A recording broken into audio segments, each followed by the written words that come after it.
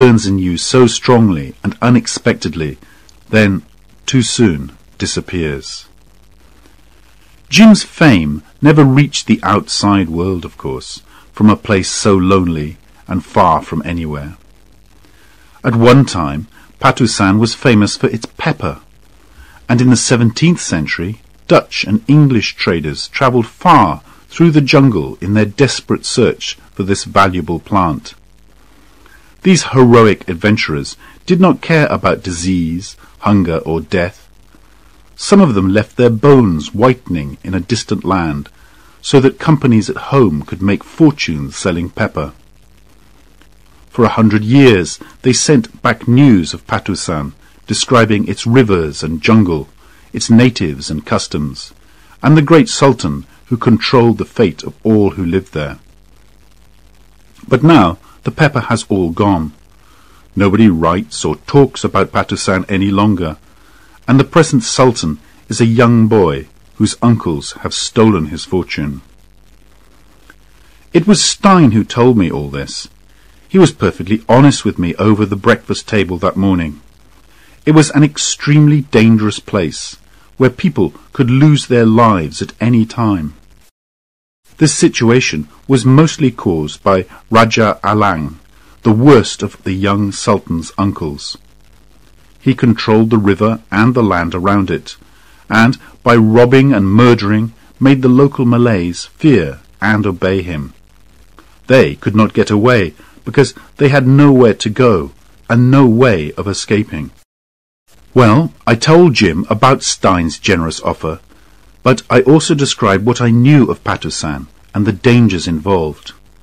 I watched the expression on his face change from tiredness to surprise, interest, and delight. This is the chance I've been dreaming of. I'm so grateful to Mr. Stein. But of course it's you I have to thank. I spoke quickly to stop his flow of words. Stein was helped when he was young, and now he wants to help you. And I just mentioned your name, that's all. He reddened, saying shyly, "You've always trusted me." "That's true, but do you trust yourself?" "I've got to prove myself, but you won't be sorry you trusted me, I promise." "Remember, you must decide. You are responsible for this plan. You and no one else." "Why, this is exactly what I want." I smiled. He was so enthusiastic. "You see," I said, "you wanted to go out and shut the door behind you." "Did I?" he asked, looking suddenly unhappy. "Well, you've shown me a door, haven't you?" "Yes. If you go through it, I can promise it will be shut behind you. No one will ask what has happened to you in that distant, unknown place. You will be alone, and you will have to manage everything yourself. The outside world will forget about you completely." "Forget about me completely! That's it!" he whispered to himself, his eyes shining delightedly.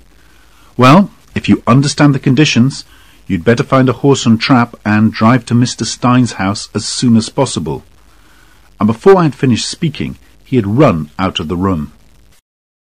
He did not return until next morning, because he had stayed there for dinner and the night.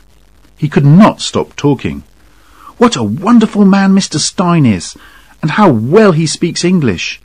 In my pocket I've got a letter for Cornelius, you know, the man I'm replacing.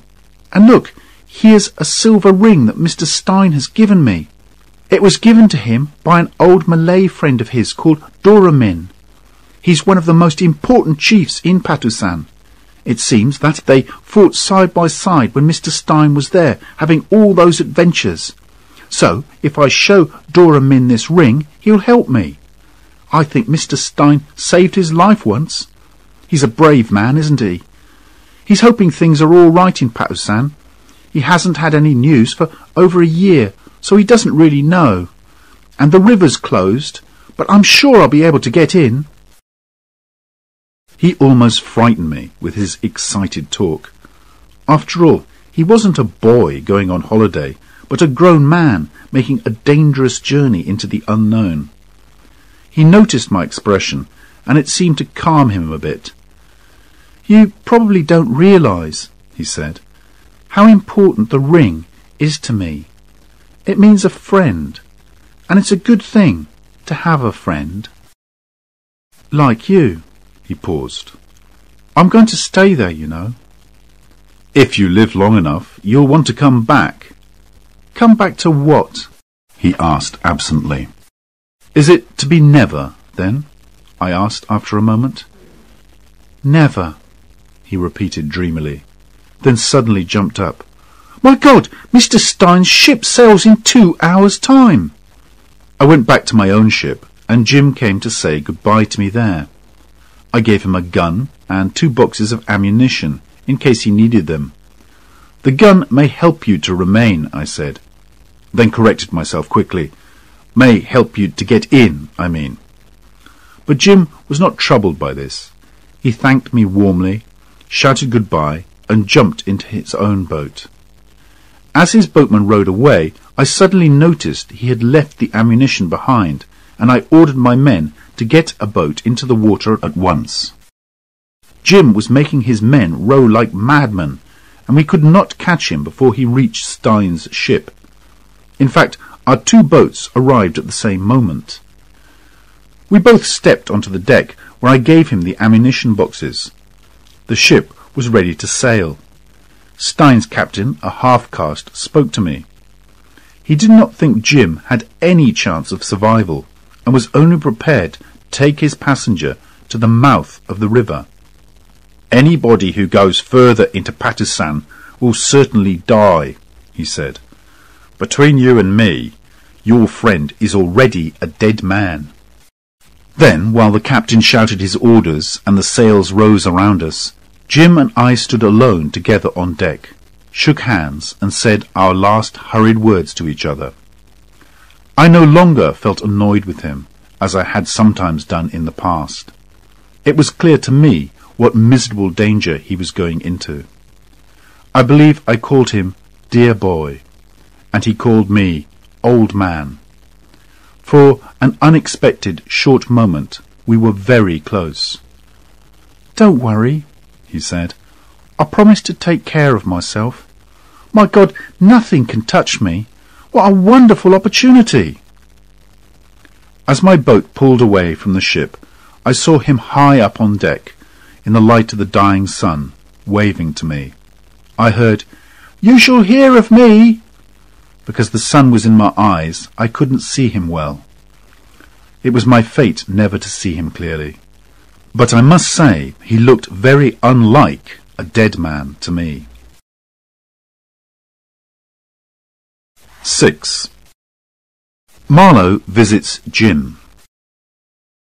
The coast of Patusan is straight and dark on a misty sea. When I arrived there, nearly 2 years later, I could see blue mountain tops beyond the thick green jungle. Fortunately, the river was open then, and our ship stopped at the fishing village called Batu Kring at the mouth of the river. We needed to take on board a native to guide our little ship up the river to the trading post at Patusan. The man who agreed to come with us was the chief or headman of the village. He talked confidently to me, only the second white man he had ever seen, and most of his talk was about the first white man he had ever seen. He called him Tuan Jim, and spoke of him with great respect. I thought of Jim's last words to me, "You shall hear of me." It was perfectly true. I was hearing of him. At first, the headman told me, the natives had been very frightened of the lonely, white-uniformed figure who had arrived so unexpectedly, and who gave them orders. He wanted them to take him by boat to the trading post immediately. They were afraid Raja Alang would be angry with them if they obeyed the stranger, but they were in greater fear of the white man's anger. After a lot of whispering among themselves, they decided that 3 of them would take Jim up the river by canoe. That is how Jim entered the country where he became known and respected, from the blue mountains beyond the jungle to the white tops of the waves on the coast. Behind him were the waves of the sea, endlessly rising and sinking, and ahead of him were the immovable forests, reaching up towards the sunshine, but as dark and shadowy as life itself. And his opportunity sat waiting by his side, like an Eastern bride hiding her lovely face from her future husband. But Jim told me later that he had never in his life felt so miserable and tired as in that canoe. He sat there with his back straight and the sun beating down on his head, holding the gun I had given him. He felt almost sick with worry and the heat. As soon as the canoe reached the trading post, the 3 boatmen jumped out and ran off into the trees. Jim saw a stockade with high wooden posts on his left, and some native houses further away. He jumped out too, and at first seemed to be alone. But then a gate in the stockade was thrown open, and a lot of Malays ran towards him. At the same time, a boat full of men with weapons appeared on the river, so that he could not escape in the now empty canoe. There was no way out. The boatman had handed him over to the Rajah's men. Luckily, there was no ammunition in my gun, Jim told me, so I didn't try to kill anyone, and they didn't hurt me. I just asked them what they wanted. They didn't know what to say. Finally, a servant ran up to say the Rajah wanted to see me. All right, I said, I want to see him too, and I simply walked in through the gate. And do you know the best thing about it? I'll tell you.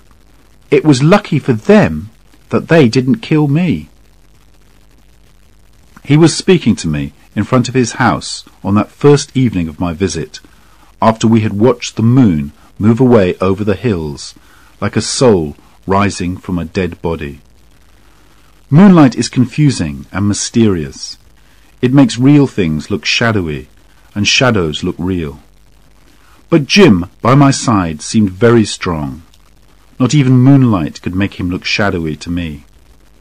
Perhaps, indeed, nothing could touch him, since he had survived his fight with evil. All was silent. All was still in this lost corner of the world. The silvery grey houses crowding along the wide, shining river seemed like a line of ghostly animals pushing forward to drink from the lifeless water. Here and there a warm red light shone through the thin house walls where human beings ate and talked and rested.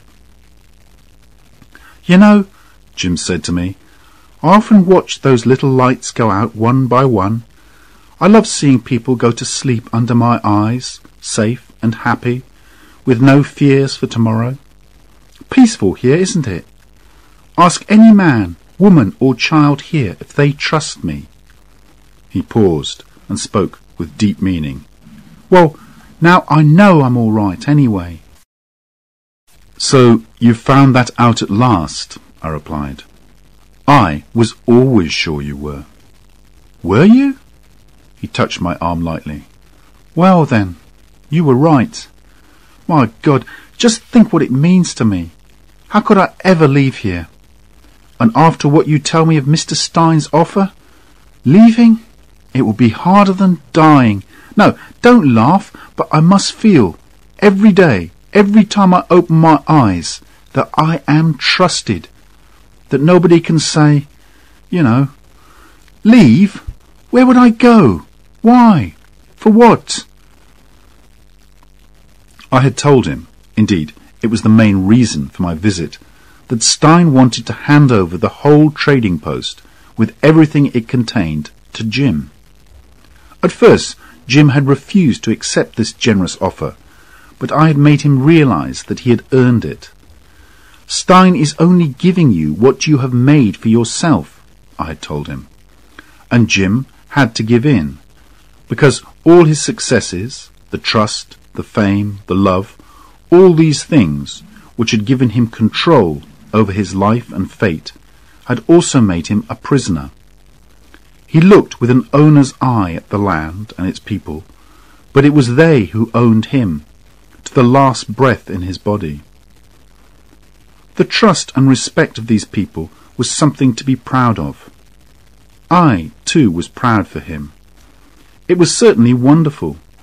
He had shown he was a brave, intelligent, well-organized leader of men. He clearly felt deeply and seriously about his work in Patusan, the work that had proved to him that he was all right. That is why he seemed to love the land and the people with a kind of wild selfishness. While I was in Patusan, Jim took me to visit the Raja. "This is where I was prisoner for 3 days when I arrived," he whispered to me as we walked slowly through a silent and respectful crowd.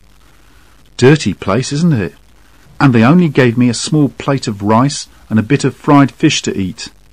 They took my gun away, of course, but they didn't lock me up. I was able to walk around inside the stockade." At that moment we arrived in front of the Raja, and I noticed how Jim changed his way of speaking at once. His manner was calm and polite, and he spoke slowly and seriously, giving a lot of thought to his words. This had just the right effect on the evil old Raja, who was clearly afraid of Jim, but still respected and trusted him. Although their conversation was difficult for me to follow, I understood that Jim was acting as a kind of judge, and telling the Raja the difference between right and wrong. Some poor villagers had been robbed while on their way to trade at Doramin's house, and it was clear that everyone knew the Raja's men were responsible for this robbery. But to the Raja, Doramin was a hated enemy, and the Raja cried out suddenly, "It's Doramin who is a thief!" His weak old body shook with anger, and all around us his family and servants stared, their mouths open. Then Jim began to speak. "Nobody," he said calmly, "should prevent any man from getting his food, and his children's food, honestly. Nobody should ever steal." There was a great stillness in the room. Finally the old Raja looked up, shaking his head tiredly, and said, "You hear, my people? No more of these little games." One of his servants came forward to offer us 2 cups of coffee. "You needn't drink," Jim whispered quickly to me. I didn't understand what he meant at first, but just watched him as he drank. Then I realized and felt extremely annoyed. "Why the hell do you put me in danger like this?" I whispered back to him, smiling pleasantly all the time. I drank the coffee, of course. I couldn't avoid doing that, and we left soon afterwards. "I'm very sorry about that," said Jim quietly to me as we walked back to our boat. "I really don't think he would try to poison us. Personally, I never think about it. You see, if I want to do any good here, I have to show I don't care about the danger. Many people trust me to do that, for them." "But anyone can see he's afraid of you," I said crossly, all the time watching for the first sign of stomach pain. "That's just it. He's probably afraid of me because I'm not afraid of his coffee." He pointed to part of the stockade, where the tops of several posts were broken. "Look, that's where I jumped over, on my 3rd day as a prisoner. The Raja and his advisers had spent all the time since my arrival trying to decide what to do with me, and I had just been waiting for something to happen. But suddenly I realized what extreme danger I was in, so I just ran at the stockade and flew over it like a bird. I picked myself up on the other side and ran as fast as I could towards the village houses, about 400 meters away. Behind me I could hear shouting as the Raja's men started to follow me. Ahead of me was a creek. I jumped across it and landed in very soft, wet mud. I couldn't move my legs at all, and lay there trying desperately to pull myself out with my arms. The mud came right up to my chin, and as I dug wildly, I thought I was burying myself even deeper.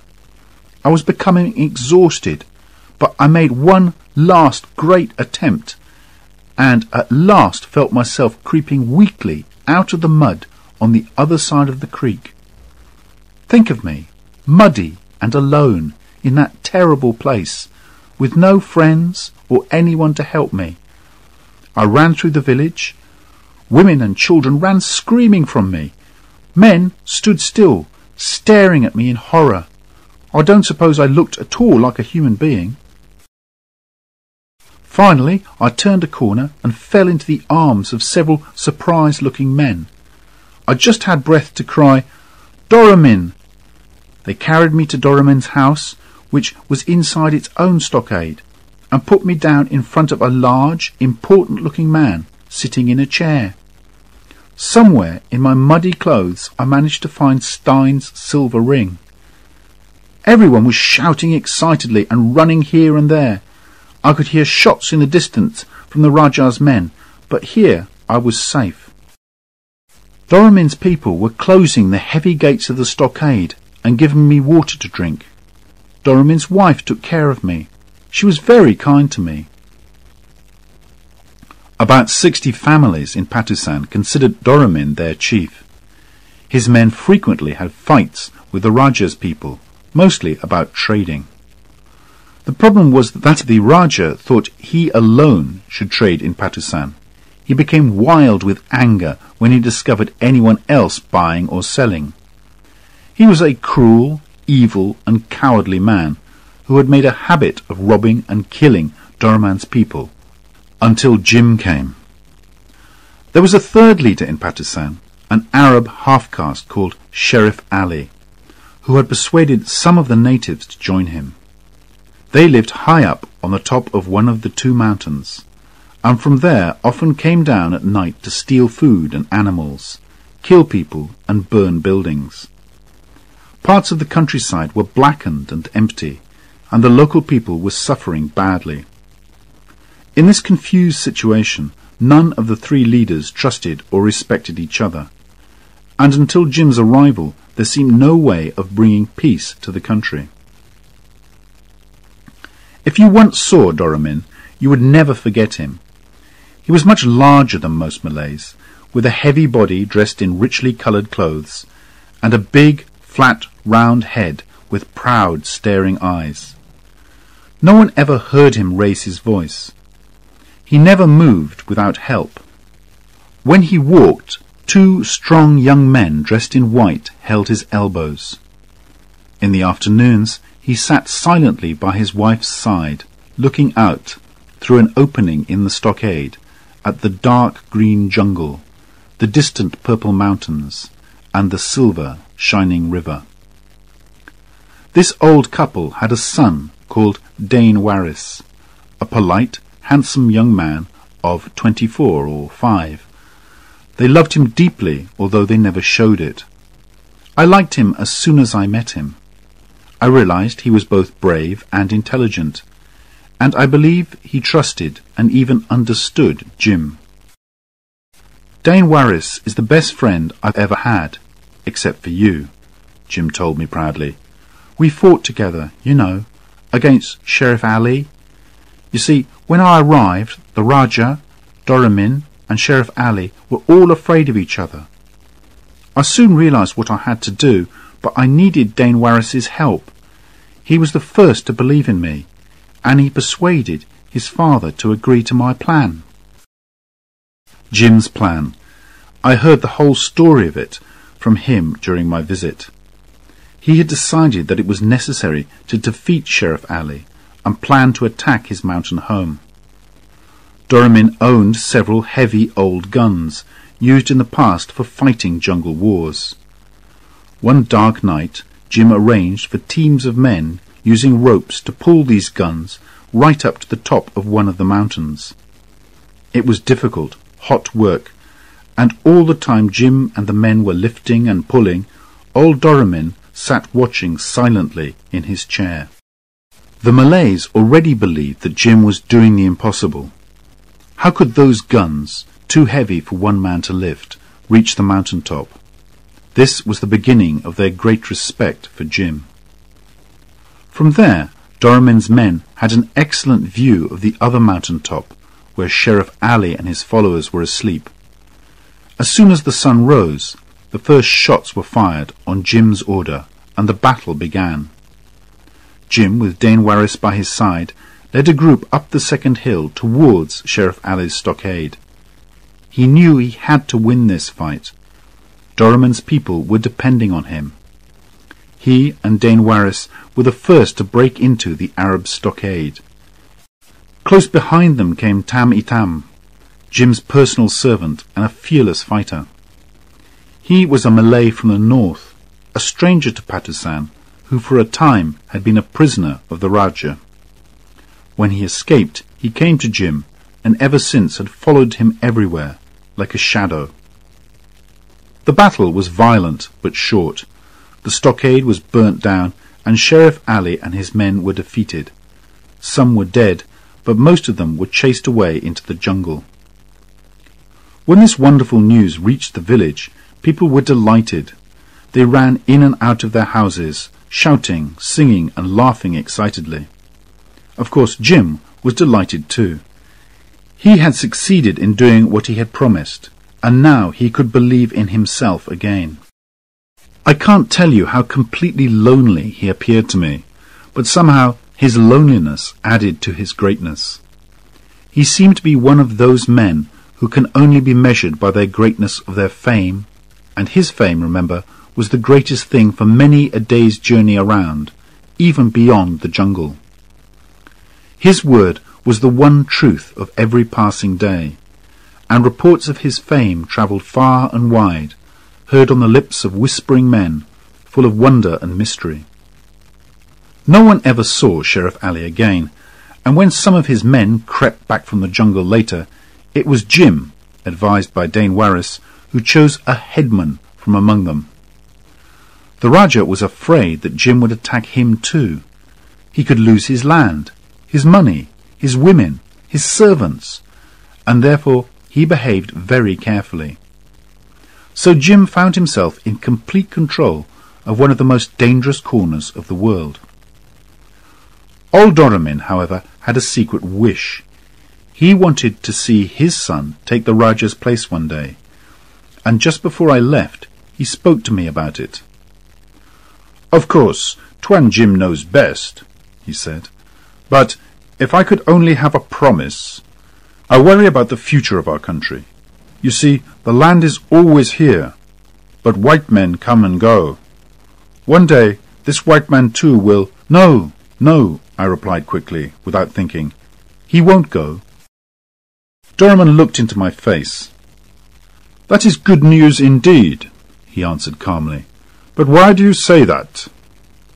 And his wife, a small, thin, motherly woman, asked sadly, "Why did he travel so far away from his home?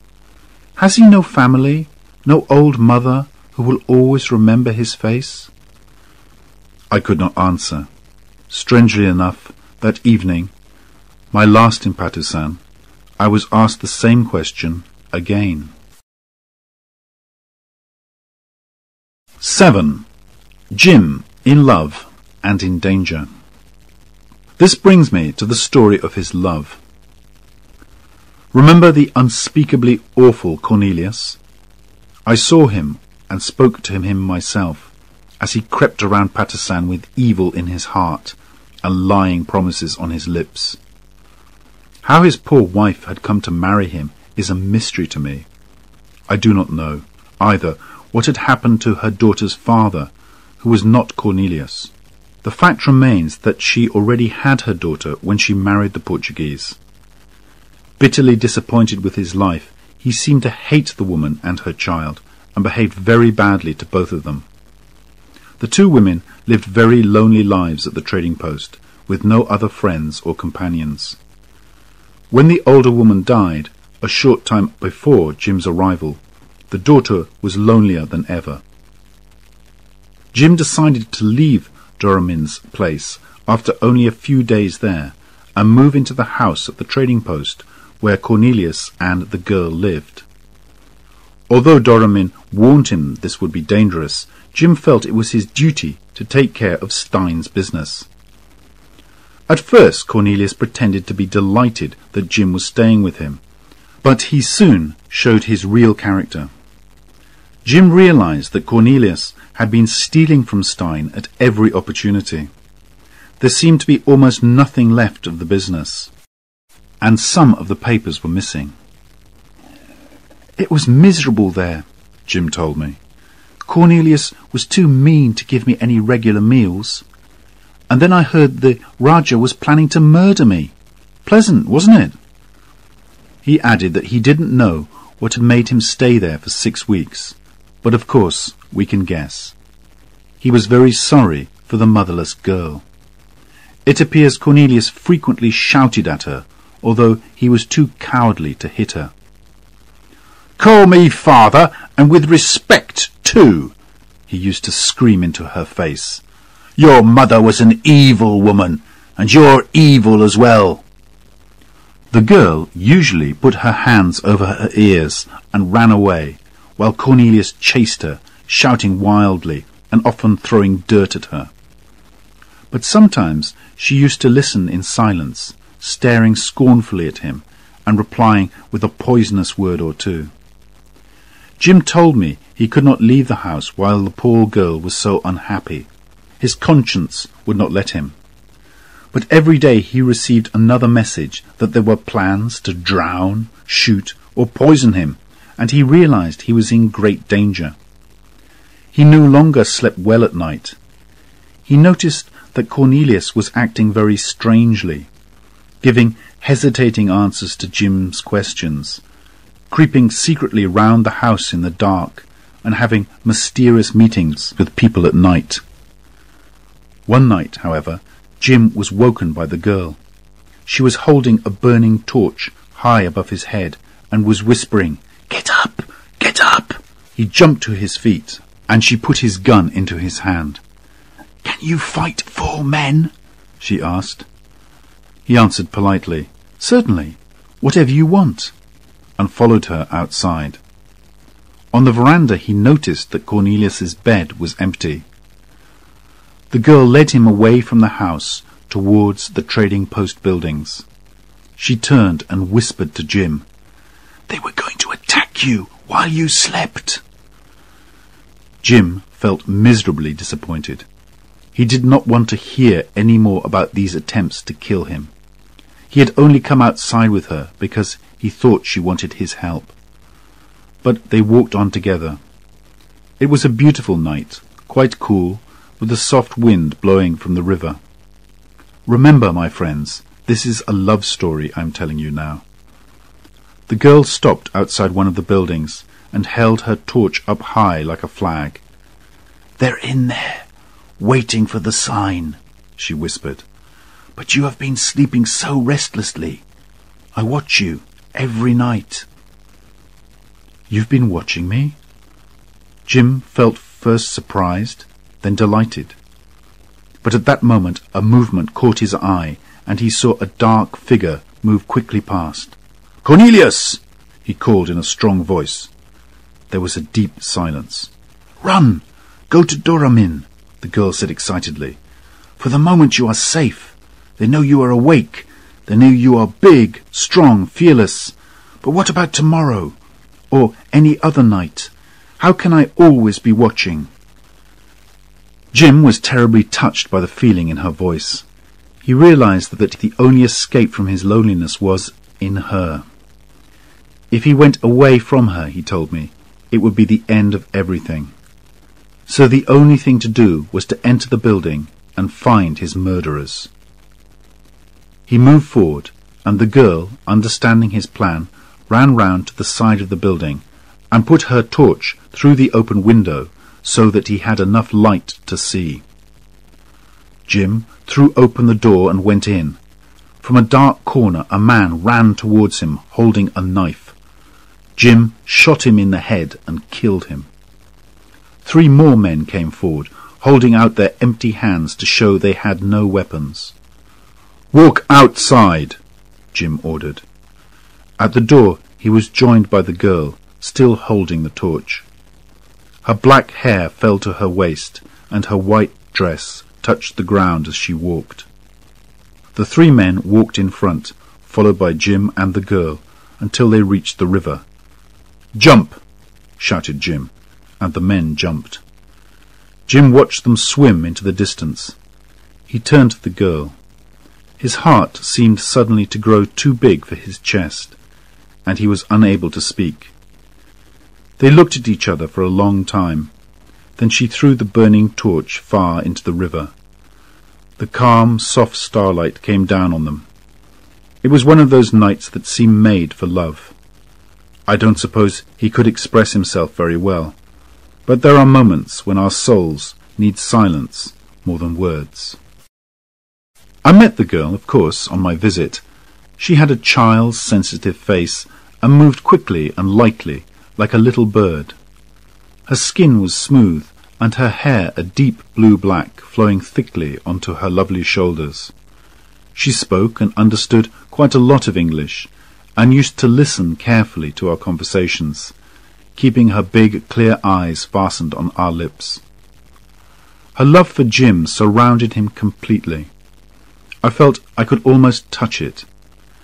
I suppose you think I, too, am romantic, but I'm just telling you what I saw. I realized she loved him deeply and jealously, but what she was jealous of I did not know. After all, the land, the people, the forests were on her side, guarding Jim day and night and keeping him prisoner. Even Tamby Tam, ready to die for the Tuan, was proud to guard Jim. And the girl herself, I believe, never went to sleep until Jim and I had separated for the night. More than once I saw her and Jim through the window of my room stand quietly together on the veranda.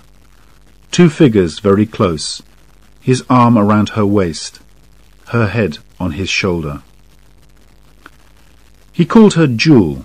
Pretty, isn't it? A strange name, of course, but it probably explained the surprising story I had heard on my way to Patusan, in a village about 300 kilometers south of there. Local people told me that the mysterious white stranger who had taken control of the area had discovered a very large and valuable jewel. As he was often seen walking with a girl, behaving with great respect and care towards her, it was supposed that she wore the white man's jewel hidden in her dress. It was true that Jim took the girl on evening walks, and that romance had taken hold of him, but the rest of the story was just imagination. He did not hide his jewel. In fact, he was extremely proud of it. I love her dearly, he told me. You see, it's so wonderful when you feel you're needed by someone. And her life was so awful before. She trusts me to take care of her, and I will, you know. I've been here only 2 years now, and I really can't imagine living anywhere else. The thought of the world outside is enough to frighten me because—" and he looked down at his boots, "I haven't forgotten why I came here. Not yet." We walked by the river in silence for a few moments. Isn't it strange that all these people who would do anything for me will never understand? If you ask them who is brave, who is faithful, who they would trust with their lives, they would say, Tuan Jim. But they can never know the real truth. He paused again. It doesn't matter. I am almost happy with what I've done. And they believe in me. That's what they've done for me. I shall always remain here. When he left me, I saw the girl's white figure coming towards me. She had clearly been waiting for this opportunity. She wanted something simple but impossible. A promise, an explanation. Because she had grown up in Patusan and knew nothing of the strange world outside, her one great fear was that Jim, who had come from there, would one day return to it. She had watched us closely and listened to all our conversations, afraid perhaps that I was planning to take Jim away from her. And now she spoke to me, desperate to know what her fate would be. I was deeply touched by her helplessness. She was young, beautiful, and very unhappy. "He promised he would never leave me," she whispered, holding her lovely head in her hands. "Why don't you believe him?" I replied. "I certainly won't take him away." "They always leave us," she said, even more quietly. "I don't want to suffer like my mother. She cried bitterly while she was dying. My father also promised never to leave, you know." "Ah, but Jim isn't like that," I said.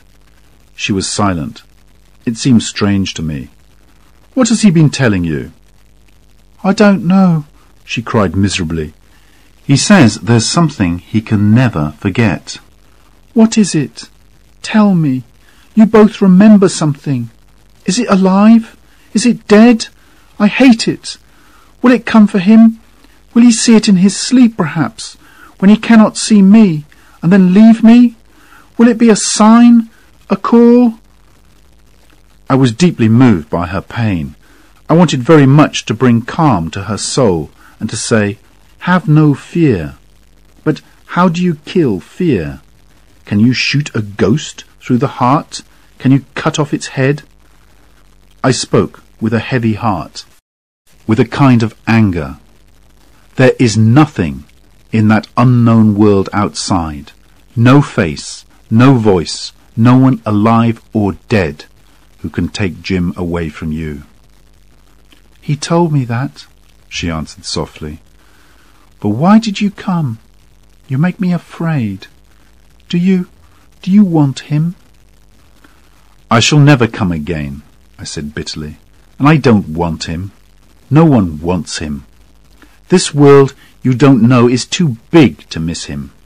And you've got his heart in your hand. You must feel that. You must know that." "Yes, I know that," she whispered, hard and still, like a figure in stone. I was getting excited. I felt I almost had a chance of killing the ghost at last. In the whole world there is no one who will ever need his heart, his head, his hand. From all the millions of people out there, I can tell you that as long as he lives, there will never come a call or a sign for him. Never.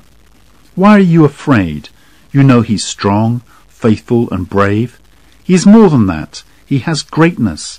And the world doesn't want him. It has forgotten him. I stopped. There was a deep silence over Patusan. "Why?" she asked quietly. I felt the ghost escaping, and confused, did not answer. "Why?" she repeated. "Tell me." Suddenly I cried out angrily, "Because he is not good enough." "That is what he said," she replied scornfully. "You lie." "Listen," I cried, Nobody is good enough." She turned away. How could I explain? He had told her, and she had not believed him. Who knows if we both lied or not? But none of that mattered.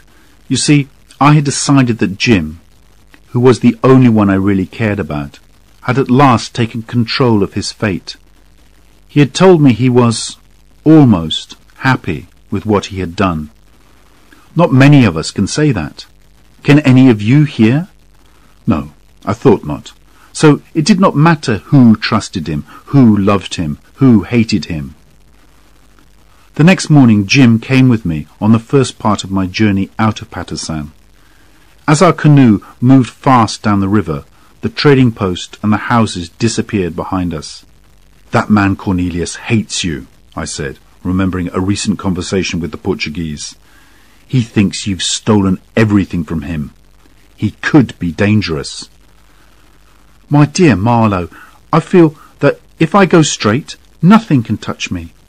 Everything depends on me, and my God, I know I can do it. Cornelius isn't worth worrying about." The air was hot and heavy and smelt of mud. We were silent for a time, knowing we would separate soon. Suddenly the sky seemed to widen. There was a freshness in the air, and at last we were out of the jungle. Ahead of us was the open sea. I breathed deeply. I felt free again. The girl was right. There was a sign, A call from the wider world outside. For me.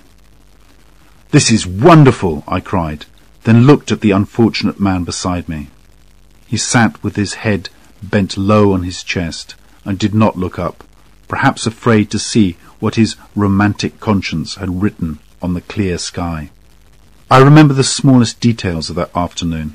We landed on a white beach near the mouth of the river to wait for my ship. 2 natives came to tell Jim that the Rajah's men were stealing their eggs. He told them gently to wait, and they sat down obediently on the ground. "You see, I can't go away," he said to me. "The people here need me now. They would fight amongst themselves if I left. I must stay. I shall be faithful." I remembered Stein's words, "Follow the dream to the end." "And there's Jewel," he went on. "She's everything to me.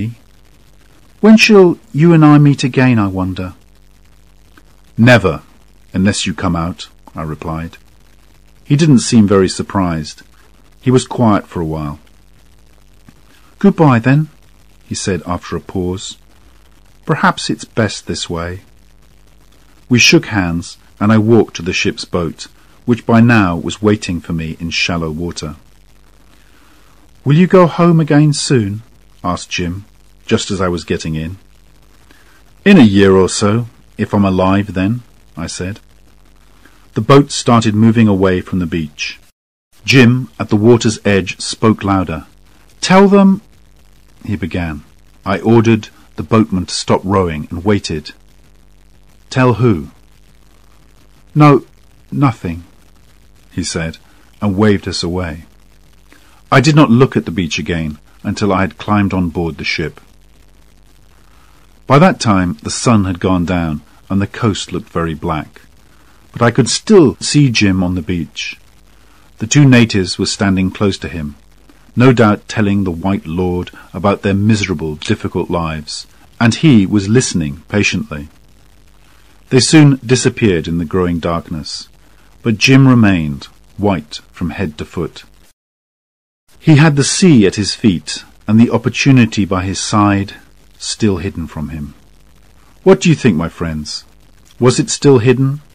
For me, that white figure in the stillness of coast and sea seemed to stand at the heart of a great mystery, catching all the light left in a darkened world.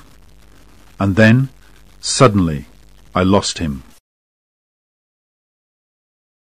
8. The end of the story. With these words, Marlowe finished speaking, and the men around him got up from their armchairs. They did not seem to want to discuss the story, although it was incomplete. And only one of these listeners ever heard the last word of the story. It came to him more than 2 years later, in a thick packet containing many pages of writing. He had returned to dark, rainy England, and knew he would never go back to the East.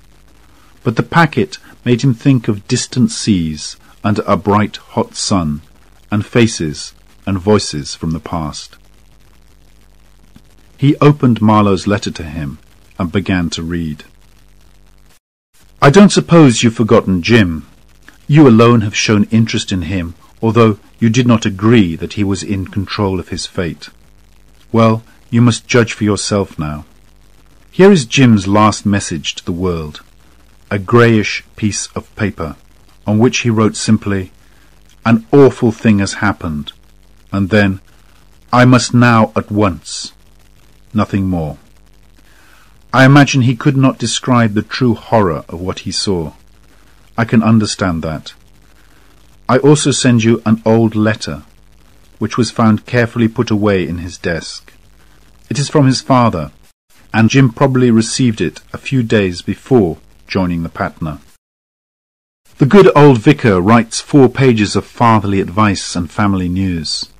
The mother and daughters send all their love to their sailor son and brother. Jim never answered it, but he kept it lovingly all those years. Who knows what conversations his suffering soul had with those clear-eyed, ghostly figures living their peaceful lives in that quiet corner of the world. And in the rest of this letter, I will tell you the end of Jim's story. It is a real adventure, romantic beyond the wildest dreams of his boyhood, but with an ending that seems in some way unavoidable. Something like this had to happen. I have found out almost all the details, but I wonder how Jim himself would tell the story. It is hard for me to believe that I shall never hear his voice again, or see his fresh, young, excited face. About a year ago, I arrived at Samarang and went to visit Stein as usual. I was surprised and pleased to see Tamitam, Jim's servant, at Stein's house, and hoped that perhaps Jim had come on a visit. But as soon as I met Stein, I realized something was wrong. The old man was looking miserable. "Come and see the girl," he said sadly. "They arrived 2 days ago. It's terrible, terrible. You must talk to her. Make her forgive him. Young hearts do not forgive easily." Refusing to say any more, he absolutely pushed me through a door. I found myself in a large, cool room. The girl was sitting at a long table, resting her head on her arms. She opened her eyes and recognized me at once. I felt cold to the bone as I looked at her hard, sad face and her black, staring eyes. "He has left me," she said quietly. "I wanted to die with him, but he refused. Ah, you men are unfaithful. What makes you so bad? I shall never cry for him, not one tear. He could see my face, hear my voice, and he still went away from me, driven by some evil thing he had heard or seen in his sleep." I was bitterly disappointed. "You must forgive him," I said. "We all want forgiveness." My voice sounded strange to me. Her frozen face did not change, and she made no sign as I left the room. I was glad to escape, and went to find Tamitam, who told me as much of the story as he knew. It all began with a man called Captain Brown, one of the most evil seamen in the Western Pacific. From Cape York to Eden Bay, he was famous for cheating, robbing, and murdering. He was a cruel, violent, and proud man with no idea of duty, conscience, or honour. At this moment in his life he was also desperate, because he had not earned much from his recent adventures, and his men were hungry and tired. They had stolen a Spanish ship, and were sailing it across the Java Sea towards the Indian Ocean, when suddenly Brown realized that Patusan would be a good place to get food and water. Perhaps he had heard of it as a largish village up the river, or perhaps it was just a name on his map. Anyway, they left their ship at the mouth of the river and took the ship's boat up to the trading post. However, the headman of the fishing village at Batu Kring had managed to warn the Patusan people, who started firing their guns as soon as Brown's boat appeared. Brown angrily ordered his men to fire back. He had not been expecting a fight. He noticed the creek, which Jim had jumped over in his escape from the Raja's men, and told his men to row into it. They landed and climbed a small hill, which gave them a good view of the village and the Raja's stockade. They cut down some trees to make their own stockade and waited for the natives to attack in the growing darkness. The people of Patusan were frightened and confused. Their white lord was away in another part of the country. So it was Dane Warris who had ordered the shooting. Women and children left their homes and crowded into Jim's house, where Jewel was in control. She also kept the ammunition while Jim was absent. Doruman, his son, Jewel, the Raja's advisor Kasim, and all the local chiefs and headmen met in Jim's house to decide what to do. Jewel and Dane Warris wanted to drive away the white men, but Doruman only seemed interested in keeping his son safe. Kasim was playing a clever game, hoping that these white men would attack and defeat Doruman's men before Jim returned. Meanwhile, he smiled and listened, pretending to offer the Raja's help against the white men. Part of Kasim's plan involved Cornelius, because he spoke English. So the next day Cassim and Cornelius went to talk to Brown in his stockade. Brown listened to these offers of help and began to feel more hopeful.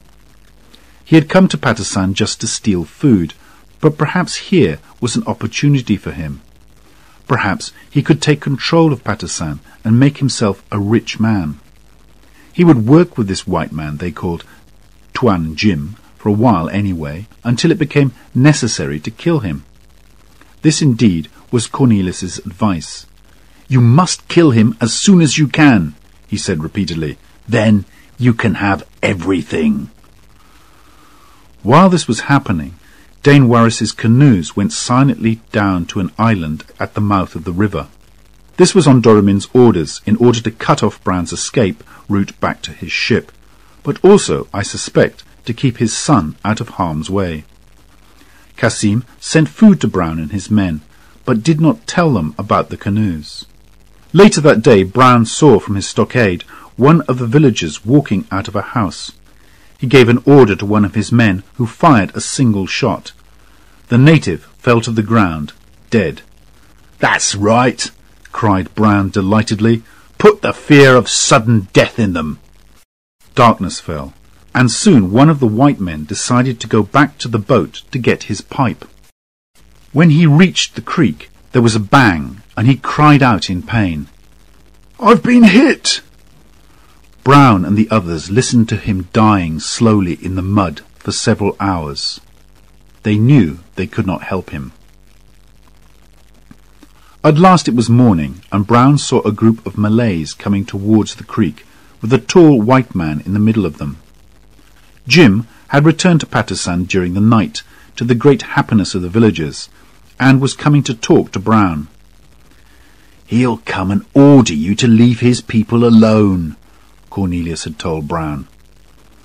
Soon Jim left the villagers behind and came on alone. Brown went down to the creek to meet him.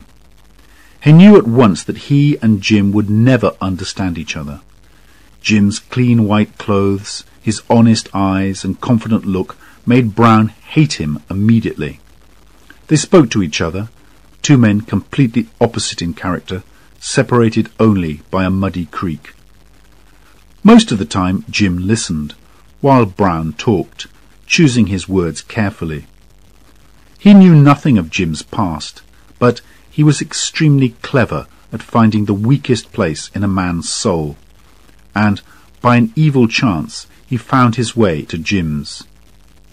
"You can't blame me for shooting that native last night," he cried.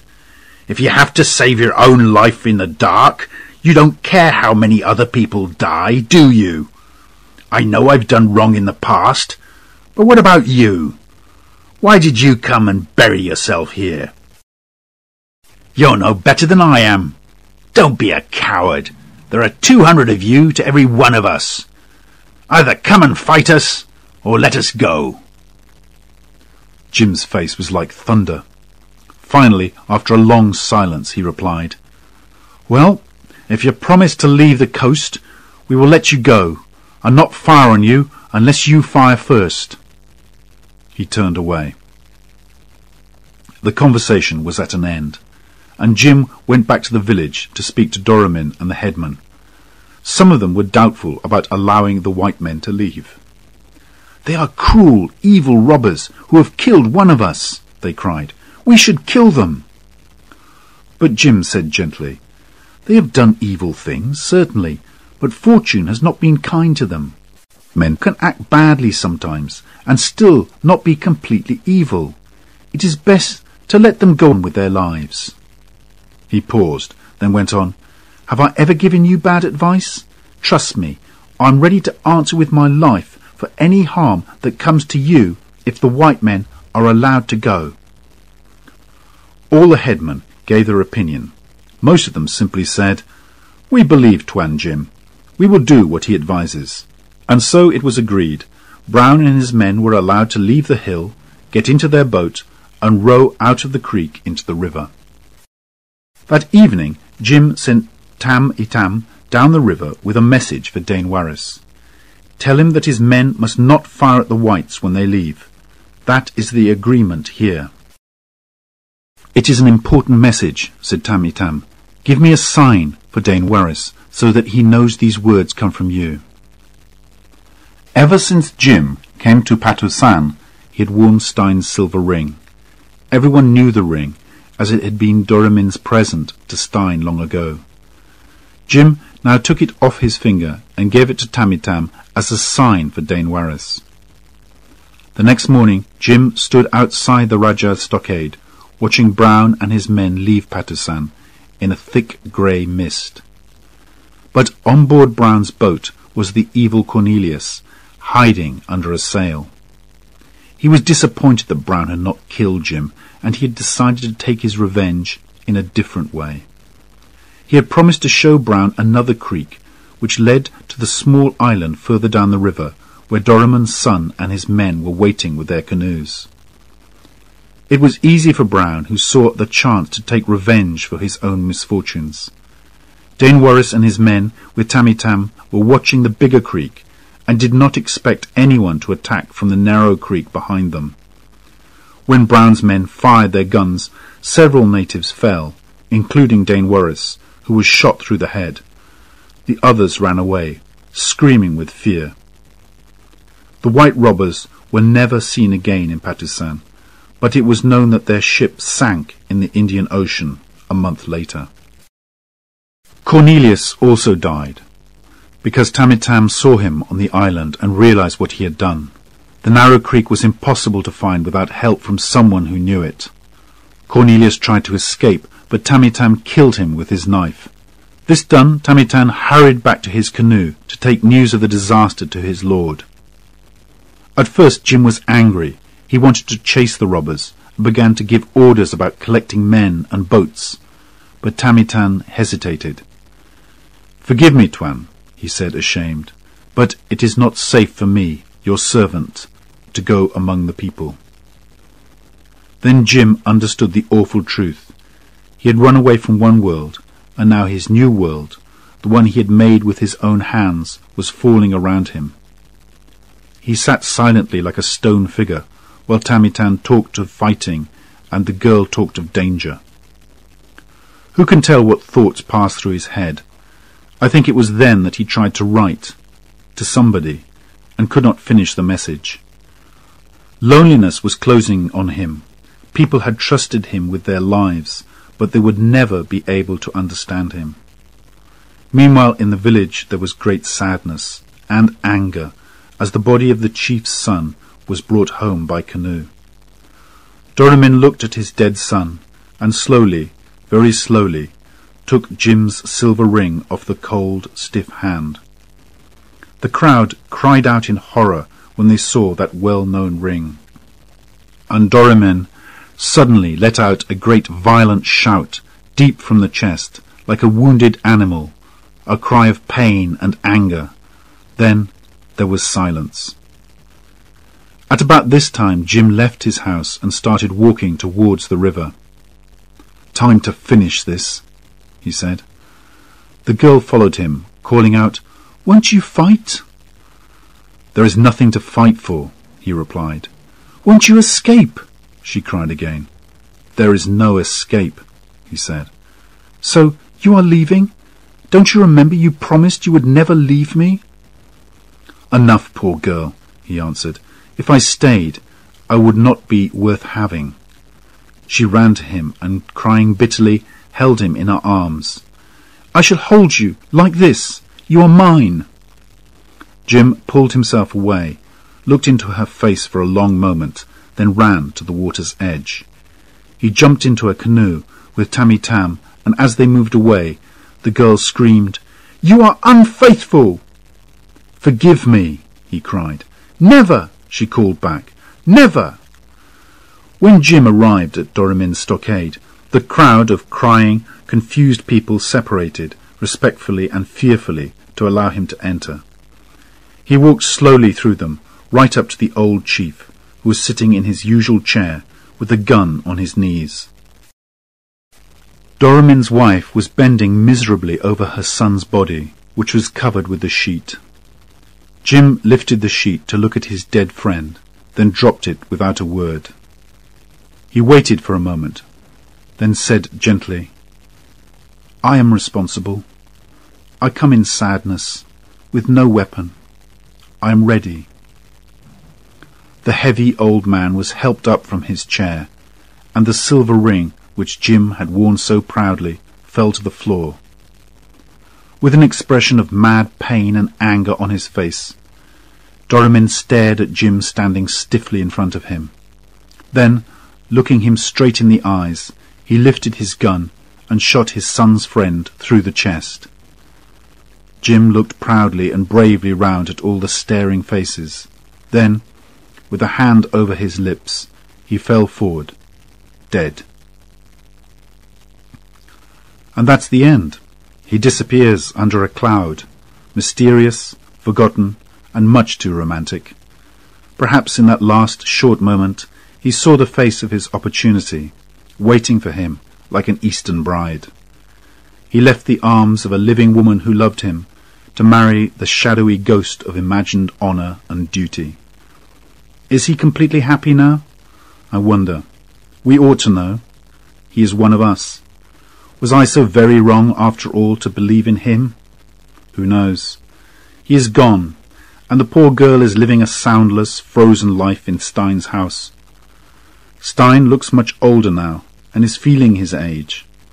He often says he is preparing to leave all this, while he waves his hand sadly at his butterflies.